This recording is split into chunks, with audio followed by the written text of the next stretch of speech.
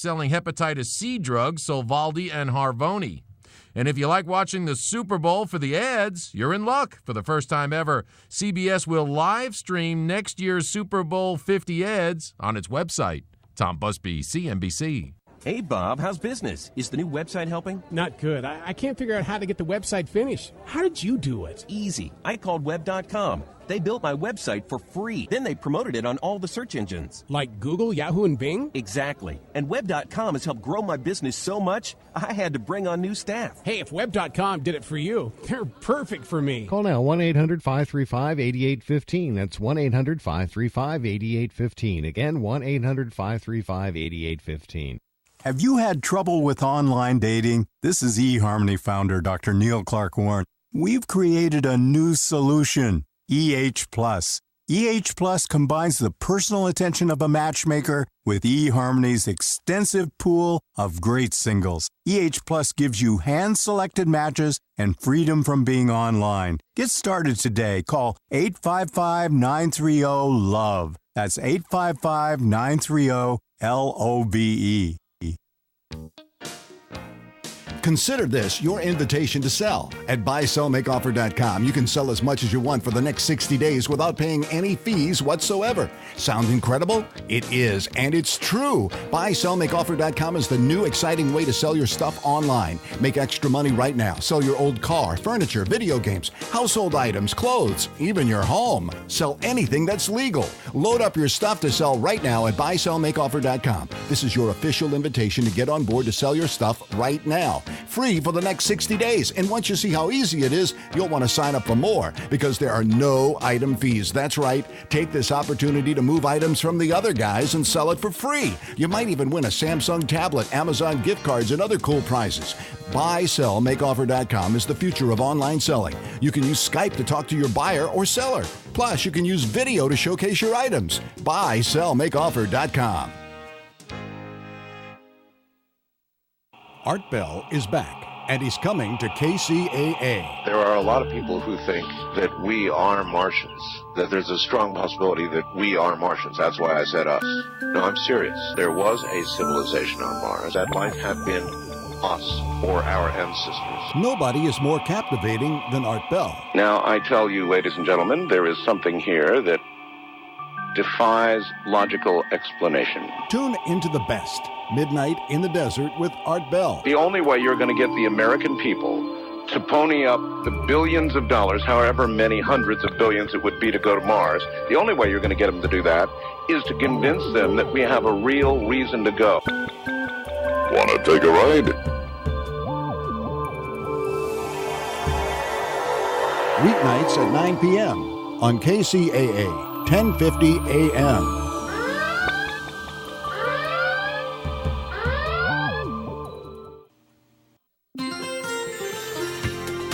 KCAA Weather Center, I'm Tom Ladd. For this afternoon, it'll be mostly cloudy, then becoming mostly sunny with the high near 97.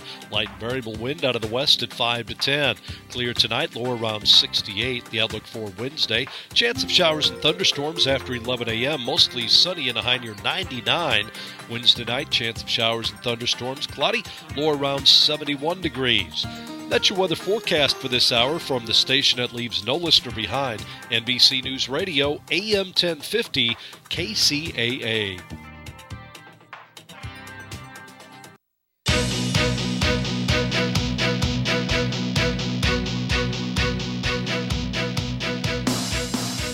Welcome to Relationships 2.0. I'm Michelle Skeen. My special guest today is Dr. Zoom Vo. He is the author of The Mindful Teen, Powerful Skills to Help You Handle Stress One Moment at a Time.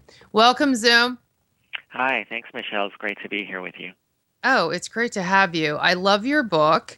And first, I thought we'd start with some basic stuff. If you could tell everyone about your background and how you started working with kids, you know, what led you to write this book?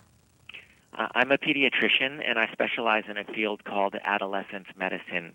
in adolescent medicine is the specialty within pediatrics where we really look at teenagers as whole people, both their minds and their bodies, with the goal of promoting their resilience and helping them to develop in a positive way.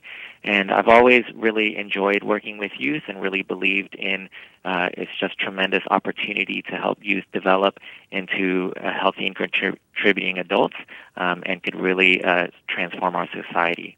And at the same time, I've had a long background in mindfulness meditation ever since 1999 when I first started practicing. Wow. And I noticed how it was helping my own life and my own stress. And so I began thinking about 10 years ago, how could I bring this to the teenagers I work with? So that's how I started working with mindfulness and adolescents specifically. That's so great. Well, we share the passion for the adolescent group. I love teens, and I think that there are a lot of adults who maybe just are afraid of them because even within pediatrics, there are some pediatricians who are uncomfortable with teenagers. So part of what I do is try to help people understand how joyful it is to work with teenagers and to recognize their strengths and build on those. Absolutely. I mean, you're really working with a population that faces so many stressors, which we'll get to. One of the things that I wanted to ask you about, and this, since you have such a long history with mindfulness and meditation, is I think mindfulness is out there now and everyone is trying to be mindful, and we hear that word all the time. But I still think there's some confusion around it, and some confusion about the difference or similarity or how they're linked between meditation, the origins of meditation, and mindfulness. And is this a religious practice? Is this not religious? How does all of this kind of come together? I think those are all really important questions, and it's really worth having a discussion about those things, because when people really understand those things, then we can really bring mindfulness in real new and creative ways to help solve the real problems of our society. So when I'm meeting with young people and with families, what I explain to them is that mindfulness isn't new and that I certainly didn't invent it. It goes back to thousands of years of tradition with the Buddhism and with yoga, and probably traditions well before that. But also, mindfulness exists in cultures everywhere in the world, in every wisdom tradition throughout the world. So mindfulness isn't really specifically Buddhist, and you don't have to be a Buddhist to practice mindfulness. Mindfulness can be for anyone of any religion or no religion whatsoever, because in mindfulness, we're not going to ask you to believe anything or to not believe anything. Instead, we're going to ask you to pay attention to your own experience in the present moment and see what you learn. That's great. That cleared it up. That was so quick. But, you know, I also do think, though, that it's important that we present mindfulness when we're working in healthcare professions, like in schools and in healthcare settings. We present it in a way that's secular, that's not religious, but at the same time, I think it's important to recognize and honor the fact that it did come from a historic, cultural, and religious and spiritual tradition. Otherwise, I think there is a danger of cultural appropriation or marginalizing the community and the history from which it came. So I think there's a way to do both in a skillful way, and that's what I try to do. Oh, I think you do a great job. And also, so one of the things I'm interested in is how you get teens to adopt this practice.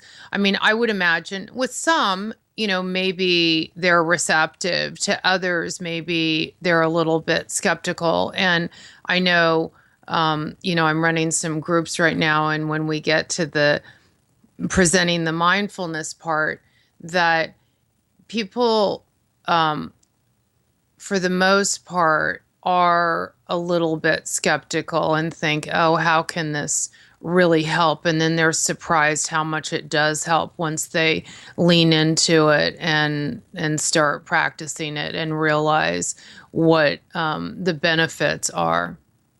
Well, I think you really hit the nail on the head. I think when teens start to have their own experience of it, then their minds open up hugely. And I find that they're actually much more open-minded and much less skeptical than adults who have had many more years of habits to overcome in developing their mindfulness. And what I found in my experience is that teenagers are really their own best teachers, and they're the best teachers for each other. So when a teen says something about how they might use mindfulness, for example, while they're walking their dog, after dinner, it's so much more powerful than if I were to say the same thing. And so in our groups, when teens start sharing how they've been using mindfulness and how it's been benefiting from them, and other teens hear it, that's when things really start to take off in our groups, when teens share themselves in their own words. And so that's something that I really tried to highlight in my book and also in the video that I've done, is teens sharing mindfulness with other teens in their own words. So powerful and very inspiring. Yeah, I mean, the groups are so powerful. But one of the reasons that I love your book is because these early interventions are so much more helpful than later. You know, I'm sure, I don't know, you probably might have limited work with adults, but it's so much easier to introduce these concepts to teens before they're in these rigid, deeply entrenched patterns of behavior. And if we can have more books like this, more programs like the ones that you're involved in, introducing these helpful behaviors early on, it's so much better than trying to deal with adults who are who have already struggled so much because of their unhelpful patterns of behavior. Yeah, I really agree with everything you said, and that's part of why I'm so attracted to working with adolescents. I really see adolescence as a window of opportunity where lifelong behaviors can develop, and they can be lifelong positive behaviors like learning how to deal with stress, learning how to have healthy communication and coping, or they can be negative behaviors that harm their health. And so I'm really seeing adolescence as an opportunity rather than a problem, and it can be an opportunity that can really transform the rest of life. Yeah, absolutely. So let's talk about some of these, the stressors that exist for teens. I mean, it really is a unique time in that it seems like more than ever, when you think about it, there's so much pressure from so many different areas in their life that they're trying to juggle so much. They're faced with so many decisions, so many enormous transitions in their life that it's a really, really stressful time. And often they don't have resources to deal with it. I think that there's less connection at home where may possibly healthy behavior isn't being modeled. What are your thoughts about all of that? I agree with you completely. I would say most of what I see in my medical practice is stress-related in some sense. Even things that doctors traditionally think of as purely medical disorders, such as pain, or even things like diabetes or asthma, there's certainly a stress component. So stress affects all of health, including in the mind as well as the body. And the teenagers I see are often overwhelmed with just so many sources of stress. It might be school, where they feel high pressure to perform. It might be on the athletic field. It might be pressure with their parents, and maybe they have conflicts with their parents. It could be relationships with their peers. And very often, many of the teenagers I work with are also affected by what we call social determinants of health. So those are things in their environments and their communities, like poverty or racism or violence or discrimination. And all of those are tremendous sources of stress. We call it toxic stress in pediatrics because it can really affect the brain and the body and the development of the whole nervous system. How are you able to reach those communities that where teens are exposed to more toxic stress? Absolutely. I think it's a real core part of what I do. We have a field in pediatrics called social pediatrics, and also I think adolescent medicine has always been very concerned with the health of the most vulnerable and marginalized. And so the way to do that, I think, is going to vary depending on where you are and what you're setting. I live in Vancouver, British Columbia, and so we have a partnership in social pediatrics with some of our most vulnerable and marginalized communities, working hand in hand, using a place-based approach, reaching the youth and families where they live, and using a relationship-based approach. So putting a lot of energy into develop positive relationships with the young people, as well as with the community agencies and providers that they already trust. And so that's how we're able to work with some of the most marginalized and vulnerable communities in Vancouver. That's great. Is this a model that you're developing, that you're sharing with this is through the hospital where you work? Yeah, it's a partnership between BC Children's Hospital, where I work, and with many of our community partners whom we've spent many years developing strong relationships with. So the general model is called social pediatrics, and our program it's RICHER, which stands for Responsive Intersectoral Community Health Education and Research. And we are sharing that model and also publishing some research on that model. That's terrific. So is this part of the whole pro-social movement? I'm not sure exactly what you're referring to, pro-social. I mean, I certainly view it as being pro-social, but the movement, I'm not sure. Yeah, it sounds like it. That's amazing. We definitely need more of that. And I'm sure you feel like this is a huge answer to a lot of the problems that our society faces. Yeah, and it's just a start. It's a very non-traditional approach to providing health care. So I feel like we're just getting started, and it's just a drop in the bucket so far, but I'm very optimistic that we can grow this approach.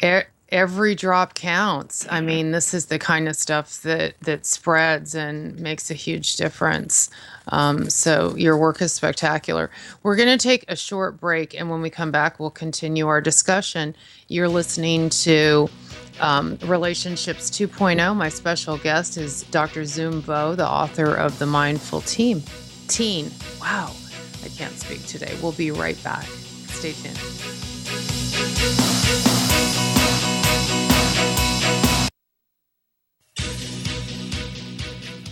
Do you tend to overreact and let your emotions rule your interactions with others? Do you become defensive or find it difficult to see things from another's point of view? Hi, I'm Michelle Skeen. You're not alone. Despite the fact that we all have to deal with people in our daily lives, many of us have difficulties with interpersonal relationships. My suggestion? Pick up a copy of the Interpersonal Problems Workbook. This book combines powerful evidence-based techniques for strengthening relationships in all areas of your life, whether it's at home or work, with a significant other, a parent, or your child. To find out more about the Interpersonal Problems Workbook, go to my website, www.michelleskeen.com. Again, www.michelleskeen.com. Pick up a copy and improve your relationships.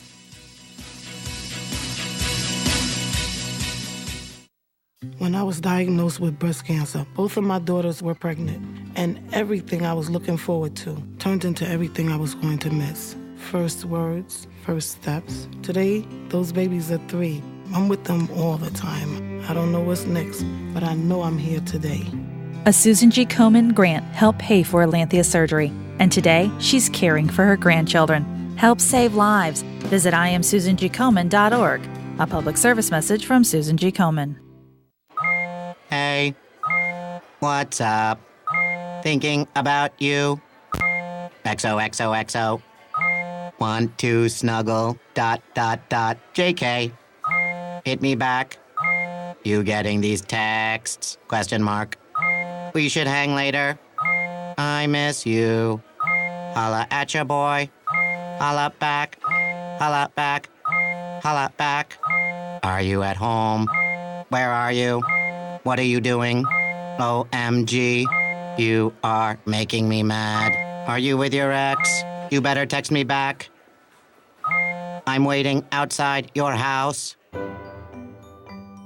Relentless, aggressive texting is like sending an angry robot to deliver your message. When does the robot become dangerous? Let us know at that'snotcool.com. That'snotcool.com. Brought to you by the Ad Council.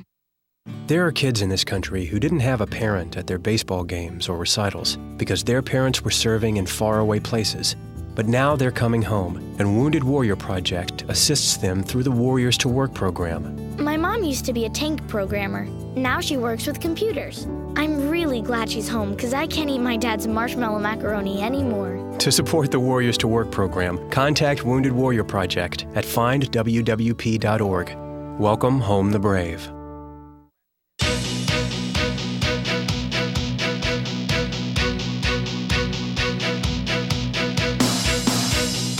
Welcome back to Relationships 2.0. I'm chatting with Dr. Zoom Vo about his new book, The Mindful Teen, Powerful Skills to Help You Handle Stress One Moment at a Time. How do people find you? I know you must have a website because you have 11 downloadable mindfulness meditations included with the book. People can find me at my website, mindfulnessforteens.com. That's mindfulnessforteens.com. And I have, as you mentioned, the downloadable guided meditations, which are free on MP3 format. There's also several mindfulness videos. There's some excerpts from the book. There's a blog and other free resources. So I really intended it to be a good starting point for any teen or family who's interested in learning what mindfulness is all about. And also I'm on Facebook and Twitter at The Mindful Teen, one word. Oh, that's so great. I'm so impressed with this book and your work. It's so important. I'm just so excited about it. In chapter 1, I also love, the way you started each chapter with a quote, but in chapter 1, you have this quote: "The longer I live, the more convinced I become that life is 10% what happens to us and 90% how we react to it." Say more about that and how mindfulness helps with how teens react to situations and to stressors. As we were saying earlier, stress is really a part of teenage life. And to some extent, it's inevitable. All of our teenagers are going to experience stress. And actually, that's okay. We don't necessarily want to create a world where we're shielding our adolescents from stress, where they have zero stress. Instead, what we want to do is help them learn coping skills so they can be resilient and thrive in the face of stress. So what I tell teens is that stress is inevitable, but your suffering, to some extent, is optional. How you handle the stress is totally up to you. And you can handle the stress in a negative way, in a way that may make yourself do things that hurt yourself or hurt other people. So those are things like smoking, getting high, having unsafe sex, getting in fights, and we see those with teenagers. Or you can handle stress in a positive way, and those are ways that help you to feel better and help you to make healthier decisions that are better for you and better for other people. And that's really what I hope to teach teenagers with mindfulness. Yeah, it's interesting. I think people always feel like they need to eliminate whatever makes them feel uncomfortable, right? Rather than learning ways to cope with what makes them feel uncomfortable.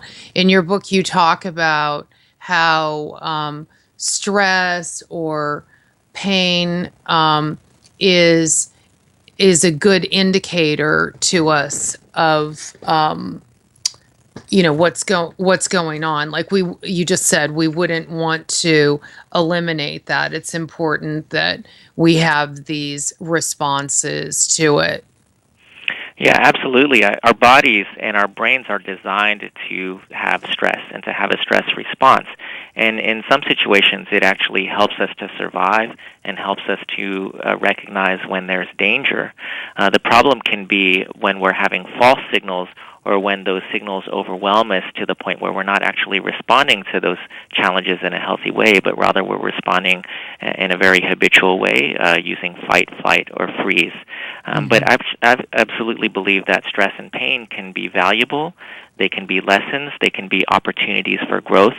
And so from the point of view of mindfulness, we're not trying to turn away from stress or get rid of it or make pain go away, but instead we're learning how to grow, how to turn towards our stress and towards our pain and handle it with more awareness, more presence, and more self-compassion. That's what mindfulness is all about.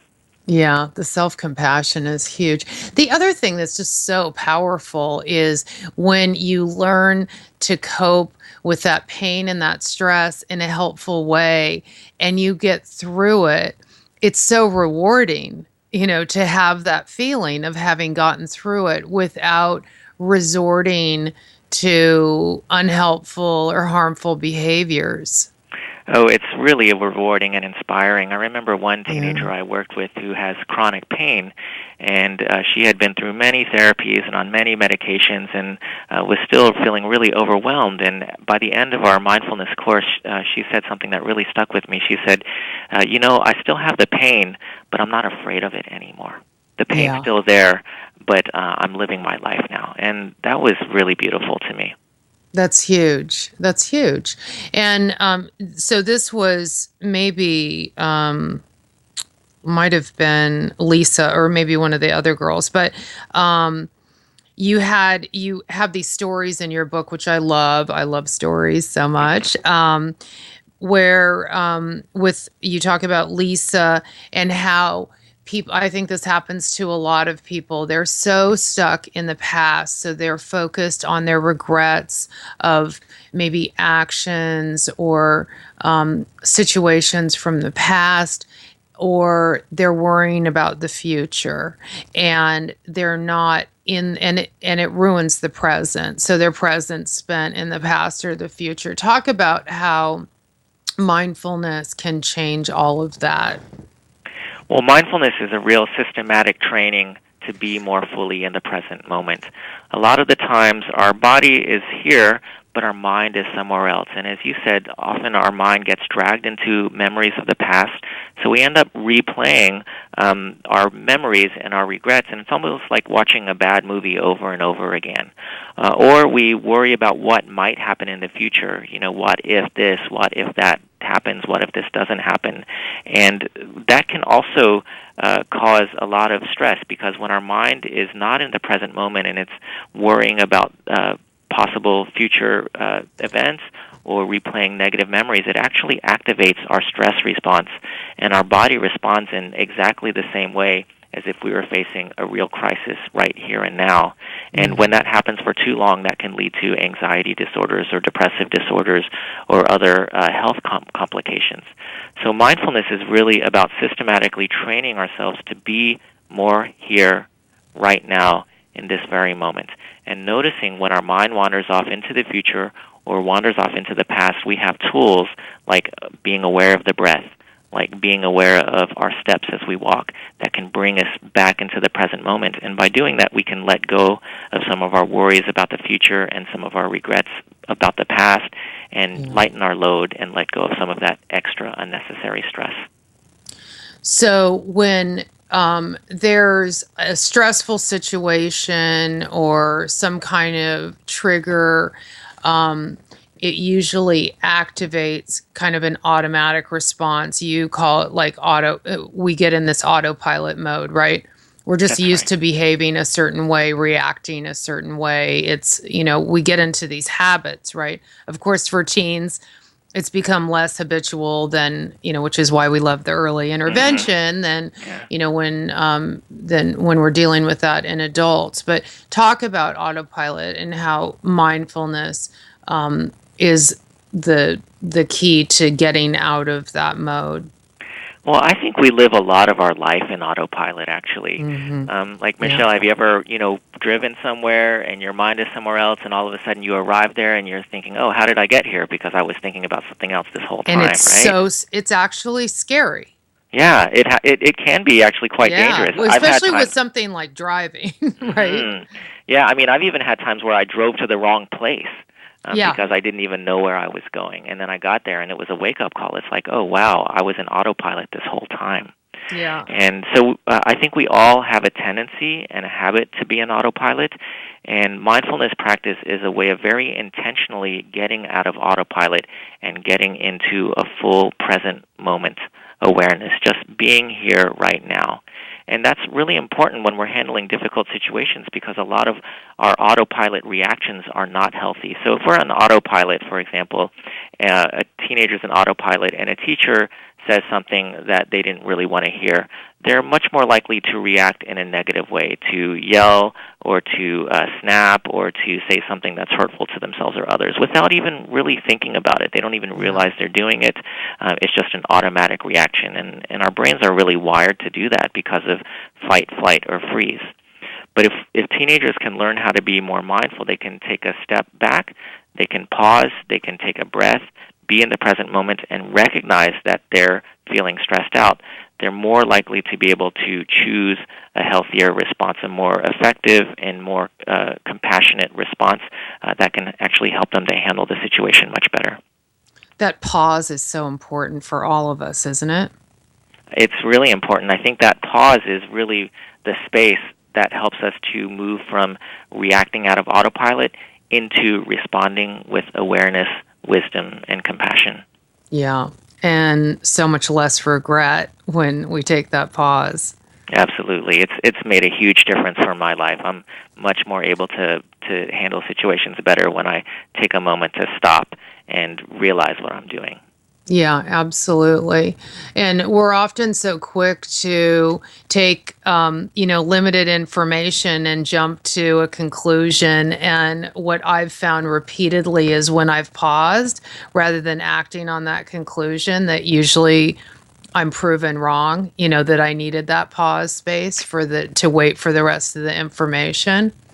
And go ahead. Yeah, isn't it just really interesting how the mind works that way, how the mind automatically jumps to conclusions and makes assumptions and makes judgments based on very little information.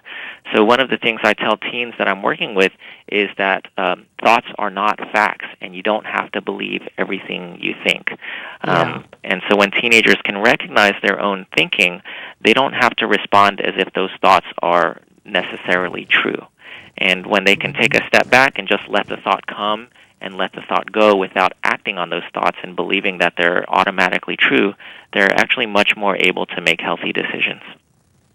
Yeah, it's really amazing. What do you find is that you have a number of mindfulness exercises in your book, and obviously more on your website, which is mindfulnessforteens.com. What do you start with that you find teens are most receptive to when you're introducing the concept of mindfulness? In the book and also in our course, what we try to do is present a menu, because what I found is that every teenager will respond differently to different practices. And so if they can try them all, they'll find ones that are more useful to them and that resonate with them more. And I often can't predict which one it's going to be. Yeah. But usually when I'll start with paying attention to the breath. And that can be done either sitting still or sometimes moving. And the reason for that is the breath is just such a wonderful gift. It's really the tool that can bring our body and mind together in the present moment and help us remember that, wow, we're alive right now. This is such a miracle. This is such a gift. Yeah. And it's always there for you. So the breath is a very good instrument and a very good starting point. And in these, so usually are you running groups with teens? That's right. We have a group called Mindful Awareness and Resilience Skills for Adolescents, or MARS-A, and that's an 8-week outpatient group for teenagers 15 to 19, and it's really modeled on some adult mindfulness courses, mindfulness-based stress reduction, and mindfulness-based cognitive therapy. So those were developed by John Kabat-Zinn and Zindel Siegel and many other leaders in this field. And we've adapted some of those practices as well as our own clinical experience working with teenagers. And I worked with Dr. Jake Locke, who's one of my psychiatrists at Children's Hospital, and we developed Mars-A together. Wow. So is this a protocol that you guys are making available for schools to use or other kinds of groups, or has that been written up yet as a professional? We are still in the early stages of Mars-A. We are doing some research on it, and I've presented some of our early pilot data at a few international conferences this year, and our data is very promising. We're also just starting to teach other providers, both locally as well as internationally, on a very small scale, how to offer this. Because, of course, our goal is not to keep Mars-A to ourselves. We want to offer it and help it to be used for the benefit of adolescents everywhere. And certainly, we can't teach it to all adolescents that we'd like to. Yeah. So we're just at the early stages of that. And it's really meant to be more of a clinical course than a school-based course, although I think that it could very easily be adapted to school settings as well. Yeah, that's terrific. So when you have these teens in groups, they're all doing this together. They're probably less self-conscious, or are they more open to it? Would you say? You know, I find the whole range. Every group we have, it's a small group of maybe up to 10 or 15 teenagers, and there will always be maybe 2 or 3 teenagers who are very outgoing, who have a lot of leadership qualities, and who are happy to talk and share and try new things. And then we also always have maybe 2 or 3 teenagers who have a high level of social anxiety. They're very shy. It was quite an act of courage for them to even sign up and for them to even come to the course. And I really like working with all of them because what I find is that they always surprise me. So even the teenagers who are very anxious and hesitant to come, many of them, they get a tremendous amount out of it, even if they're not talking about it out loud, even if they're not showing it in ways that are obvious to us. Sometimes I find out about it months later or even years later, or what a difference it's made in their lives. Yeah, that's amazing. That's so powerful. So what about, there's also a lot of talk about active mindfulness. What does that look like? And is there a place for that? Is that good to introduce to teens to get them, into the habit of being mindful? Yeah, I think what you might be referring to is what we call informal mindfulness. And that's the practice of being present with activities of daily life. And that can be tying your shoes, it can be taking a shower, it can be walking to the bus. And I think those are absolutely critical because mindfulness, ultimately, it's not about sitting still to meditate for 10 or 30 minutes every day. Really what it's about is living your life with more present moment awareness and with more self-compassion. And so that can extend into daily life activities. So we absolutely teach and encourage our teenagers to try experimenting with being mindful in daily activities. And we actually ask them to pick an activity every week that they want to try it with, whether it's eating breakfast or brushing their hair or getting ready for bed. And they start to use their own creativity and start to invent their own practices, and that's really a lot of fun to see. Yeah.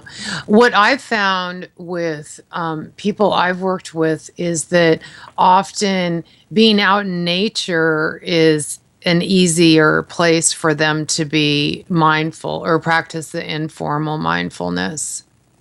I think that's absolutely true for a lot of people. That's certainly true for myself. And when I learned mindfulness, I learned it at a meditation center, which was in the middle of nature. So we spent a lot of time doing walking and sitting meditation outdoors. Many of the teens I work with have that opportunity, but many of them don't have that opportunity as well. So we talk about it and we offer it, but I think what's important is for teens to find their own ways in their own lives that work for them. Yeah, to integrate it so it works for them instead of, that's why it's nice that you have this flexibility with all of the different mindfulness exercises that you have in the book.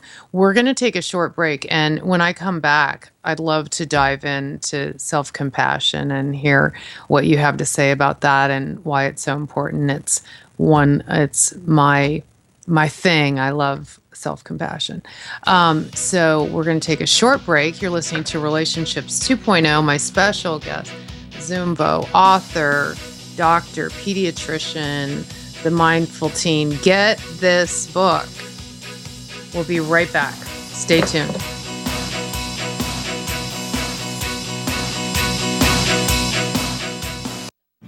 America's wounded warriors are coming home. After serving on foreign shores, these brave men and women are returning to their families and communities. Many have wounds you can see, and many have wounds you can't see, like post-traumatic stress disorder. Now that these warriors are back home, they are ready to enter the civilian workforce. To help, Wounded Warrior Project has developed the Warriors to Work program, a career counseling service that helps warriors translate their military experience to the civilian workplace. These extraordinary men and women bring proven world-class job skills and a unique perspective on teamwork to the job. And to ensure the right warrior finds the right job, Wounded Warrior Project works with employers to find just the right match. When you hire a wounded warrior, you hire an intelligent, talented, and committed new employee. Contact Wounded Warrior Project at findwwp.org. Welcome home the brave. Hi, I'm Michelle Skeen, psychologist, author, and host of Relationships 2.0. On my radio show, I interview guests who present their unique perspectives and expertise on topics that cover all aspects of relationship. If you want to improve your relationship, and let's face it, we all have room for improvement, tune in to Relationships 2.0 with Dr. Michelle Skeen. If you miss my show or you're interested in listening to past podcasts, you can go to my website, www.michelleskeen.com. Again, www.michelleskeen.com. Tune in and improve your relationships.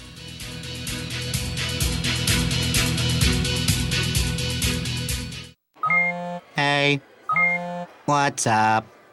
Thinking about you. XOXOXO. Want to snuggle. ... JK. Hit me back. You getting these texts? ? We should hang later. I miss you. Holla at ya, boy. Holla back. Holla back. Holla back. Are you at home? Where are you? What are you doing? OMG. You are making me mad. Are you with your ex? You better text me back. I'm waiting outside your house. Relentless, aggressive texting is like sending an angry robot to deliver your message. When does the robot become dangerous? Let us know at that'snotcool.com. That'snotcool.com. Brought to you by the Ad Council.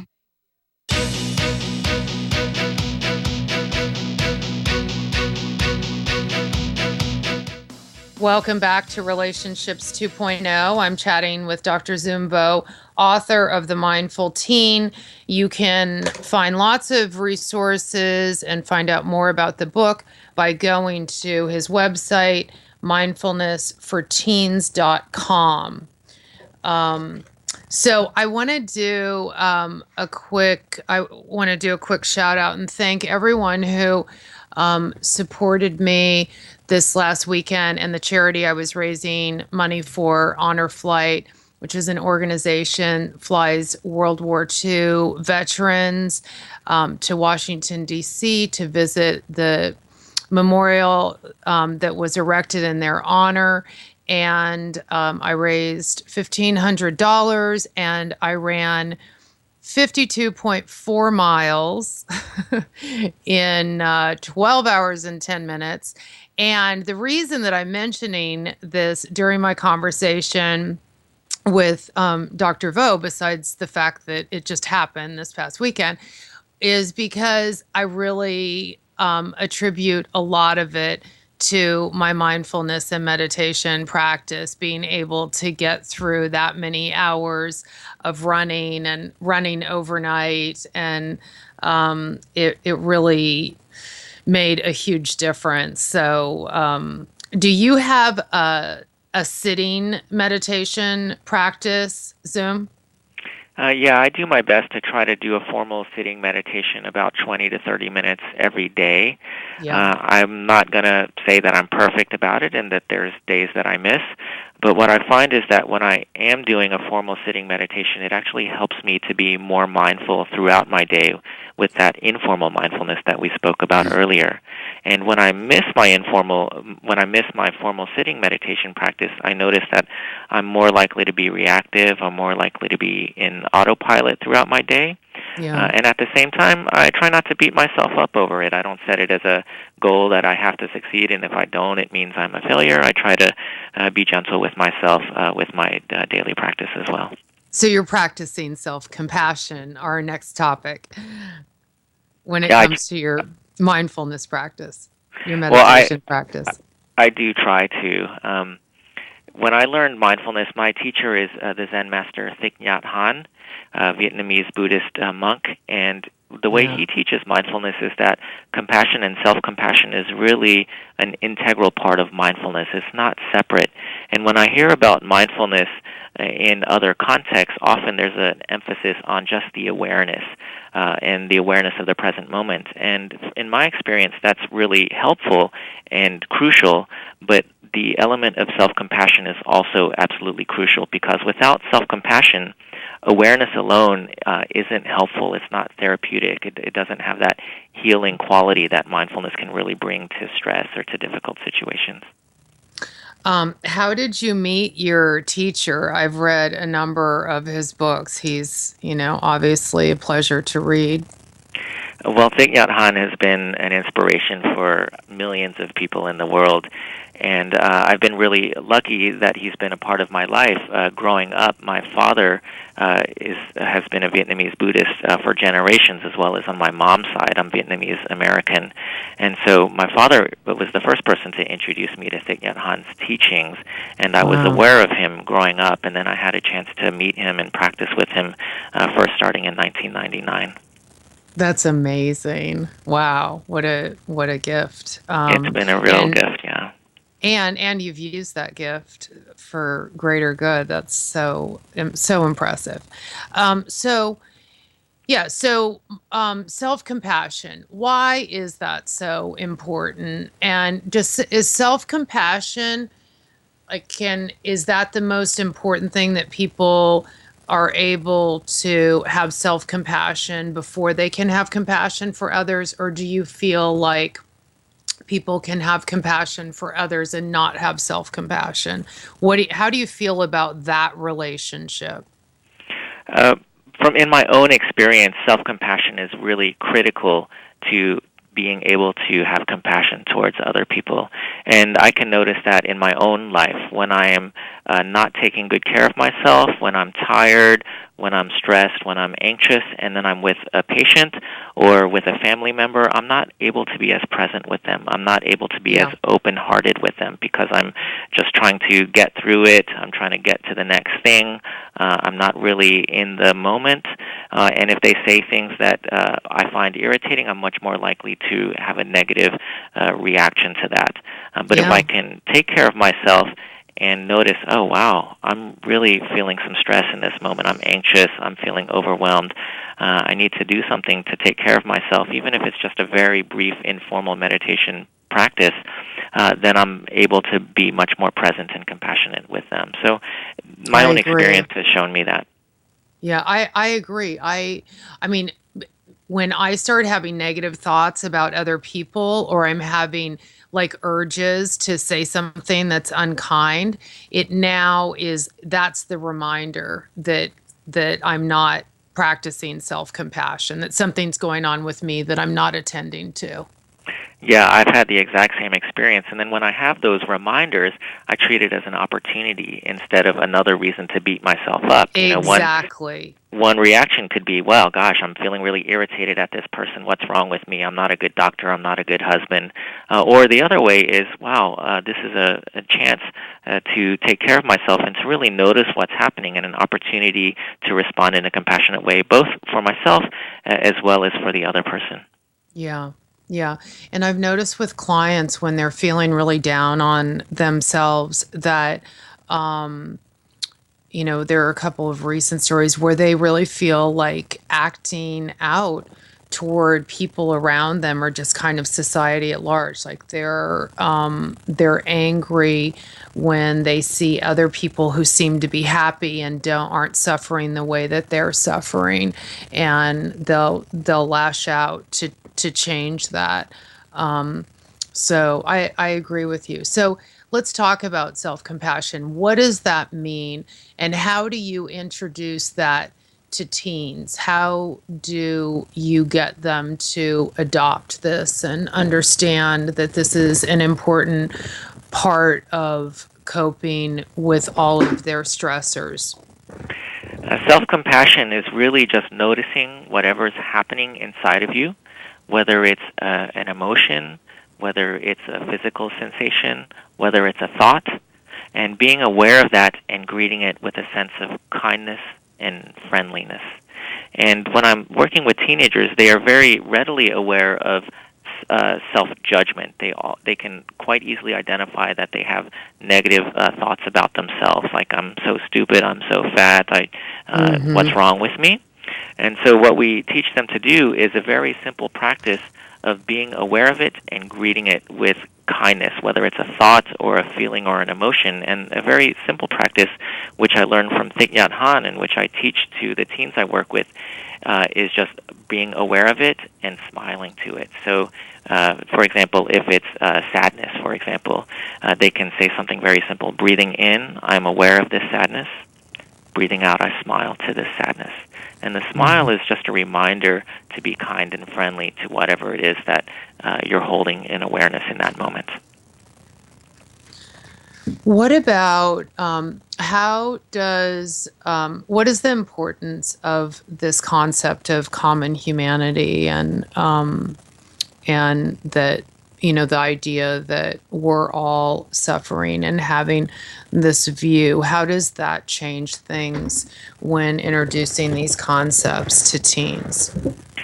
I think when we really pay attention to our relationships and our communications with other people, and we pay close and careful and curious attention, we'll really start to see that we're in this together, and that when someone's hurting or when they're hurting us, it's partly because they're hurting themselves. And teens really understand that because I ask them, have you ever been in a room full of people who are really stressed out and angry? How does that make you feel? And the teenagers all can say, yes, I start to get stressed out and angry. And then I ask them, well, have you ever been in a room where people are having a good time, they're relaxed, they're friendly? How does that make you feel? And teenagers, they know right away, yeah, I feel more relaxed, I feel happier. So they have an intuitive sense that their environment affects them, and that when they're around people who are doing better, then they're going to feel better themselves, and vice versa. And so seeing that, then a natural next step is to say, well, if we can take better care of ourselves, then that's going to be better for the people around us. And if those people around us, even the people who have hurt us, if they can be happier and less angry, that's going to be better for us as well. And so that's the starting point for compassion. Hello?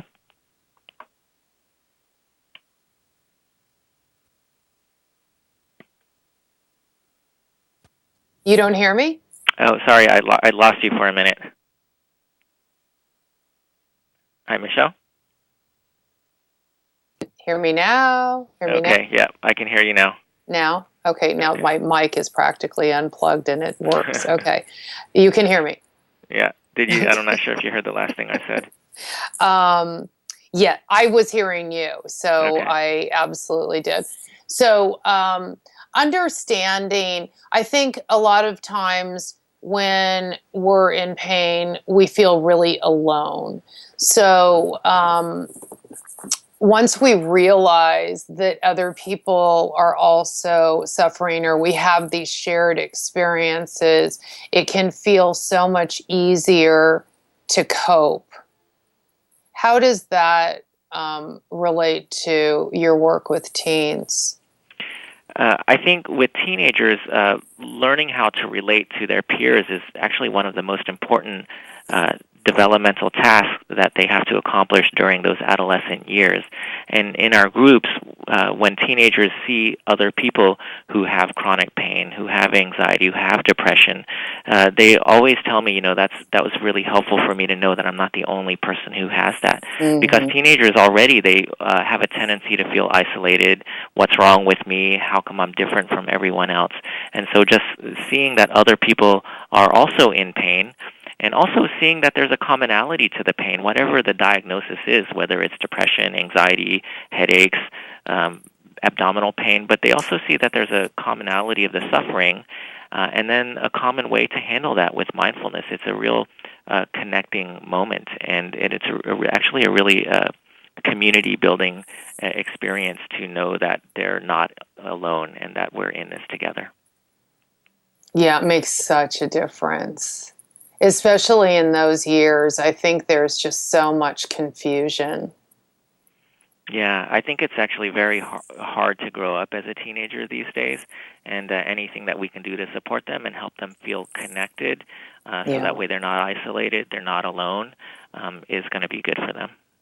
What are you finding are the hurdles that make it more difficult for teens now than previous generations? It seems to me that the level of pressure and expectations has really gone way up. I think it's just much more difficult to kind of succeed in school, and then kids feel that they have to not only be the best, but be the best of the best of the best in order to succeed. So certainly we see a lot of teenagers who are dealing with those issues. And then at the same time, in other communities, we're seeing a lot of teenagers who are just dealing with more and more violence and poverty in their communities as well. And I think that's very overwhelming. So it's really a lot harder to be a teenager these days, I think. Yeah, it's almost like they're having to grow up so much faster than before. Yeah, in some ways. I mean, the pressures just seem so adult-like. Yeah, and that they're not allowed to fail. They're supposed to be perfect, or if they fail, the consequences can actually be quite dangerous. Whereas through most of human history, adolescence was a time of experimentation, and including a time of making mistakes. And that's how teenagers learn, is through experience and through making mistakes. And nowadays it seems like they're not really afforded that opportunity to do that in a safe way. Yeah, that's really an important point. Well, it's such an important group. Your book is just spectacular. Congratulations on just this incredible contribution. The book is The Mindful Teen, Powerful Skills to Help You Handle Stress One Moment at a Time by Dr. Zumbo, and the website is mindfulnessforteens.com. Is there anything that you would like to say before we wrap up? Thank you so much for joining me. Oh, I just want to say it was a pleasure and an honor to meet with you. And to all teenagers and parents out there, I wish you the most mindfulness, presence, and compassion in living a wonderful and joyful life. Oh, that's beautiful. Thank you so much. And I'd love to have you back. I feel like there's so much that we didn't even get a chance to talk about, but I am so excited about the work that you're doing and the research and having these programs developed and spread throughout the world, and hopefully here in the United States. It seems like Canada, you guys do a lot of cool stuff up there between Vancouver and Toronto. There seem to be a lot of programs like this that you guys must get better funding than we do or something. Well, I think the time is right. And I'm actually American. I lived most of my life and did most of my training in the United States. So I've lived in both areas, and really I see it as part of kind of a worldwide community and movement, and I'm just honored to be a part of it. Well, it's terrific. Thank you so much, and be well, and hopefully we will chat again soon. Again, the book is The Mindful Teen, Powerful Skills to Help You Handle Stress One Moment at a Time. Obviously, you can find it on Amazon. If you missed any of this, you can go to my website, michelleskeen.com. And the Facebook page for this book is The Mindful Teen. And there are lots of resources on the website. And so it's incredibly useful.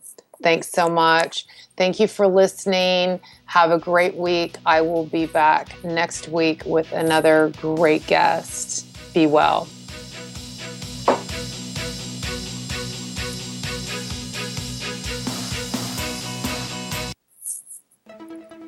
This is Kcaa Loma Linda, the station that leaves no listener behind.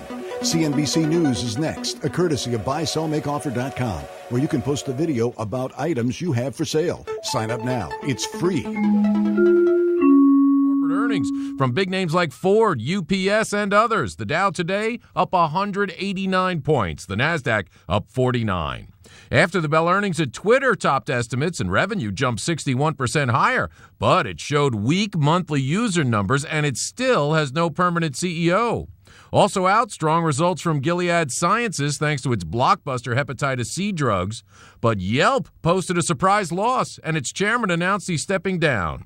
And with oil around $48 a barrel, Chevron says it's cutting 1,500 jobs. I'm Tom Busby, CNBC. Hey, Bob, how's business? Is the new website helping? Not good. I can't figure out how to get the website finished. How did you do it? Easy. I called Web.com. They built my website for free. Then they promoted it on all the search engines. Like Google, Yahoo, and Bing? Exactly. And Web.com has helped grow my business so much, I had to bring on new staff. Hey, if Web.com did it for you, they're perfect for me. Call now, 1-800-535-8815. That's 1-800-535-8815. Again, 1-800-535-8815. Have you had trouble with online dating? This is eHarmony founder Dr. Neil Clark Warren. We've created a new solution, EH Plus. EH Plus combines the personal attention of a matchmaker with eHarmony's extensive pool of great singles. EH Plus gives you hand-selected matches and freedom from being online. Get started today. Call 855-930-LOVE. That's 855-930-LOVE.